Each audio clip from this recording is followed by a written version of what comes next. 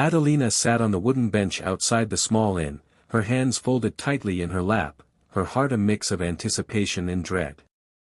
At 43, she knew she was past the prime age for a mail-order bride, but hope had whispered to her that maybe, just maybe, this time would be different. She had answered an ad placed by a man named Richard, a widower in Montana looking for companionship and a new start. Their letters had been kind, filled with shared dreams of a peaceful home, warm fires, and laughter. But now, as she waited for him to arrive, doubt crept in. When Richard finally appeared, his expression betrayed disappointment before he even spoke. "You look older than I expected," he said, rubbing the back of his neck.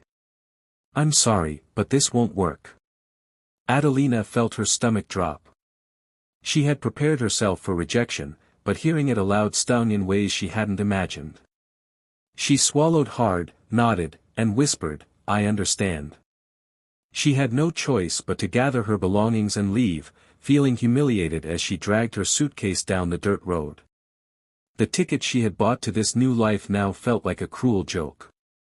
As she walked toward town, a kind voice interrupted her thoughts. "Ma'am, are you all right?" She turned to see a man standing beside a wagon, his weathered face marked by years of work and sun. His name was Thomas Calloway, a local farmer known for his generosity. He had seen her interaction with Richard and, sensing her pain, offered her a ride into town. Adelina hesitated but then nodded. "Thank you," she murmured as she climbed onto the wagon. The warmth of the man's kindness seeped into her, like the first rays of sun after a storm. They rode in silence for a while before Thomas spoke again. "If you have nowhere to go, I have a small farm not far from here. Could use some help with the house and animals. It ain't much, but it's honest work." Adelina turned to him, eyes wary. "Why would you help me?" Thomas shrugged. "Because everyone deserves a place where they're wanted." The simplicity of his answer stirred something deep within her. She accepted his offer, thinking she would stay only until she figured out her next move. But days turned into weeks, and weeks into months. On the farm, she found solace in tending to the garden, feeding the chickens, and watching the sunrise over the golden fields. For the first time in years, she felt useful, not as someone's potential wife, but as a person with value beyond her age. Thomas was different from other men she had known. He didn't shower her with flowery words or empty promises, but he was steady, reliable. When a cold snap came, he made sure she had extra blankets. When she struggled to carry a heavy sack of grain, he lifted it without a word. When she laughed, truly laughed, he looked at her as if she were the most beautiful thing he had ever seen.